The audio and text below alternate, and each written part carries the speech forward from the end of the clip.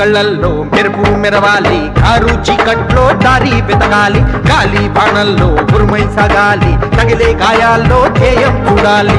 ఒకటే జననం, ఒకటే మరణం, ఒకటే గమనం, ఒకటే గమ్యం. గెలుపు పొందే వరకు గలుపు లేదు మనకు. బ్రతుకు అంటే గెలుపు, గెలుపు కొరకే బ్రతుకు.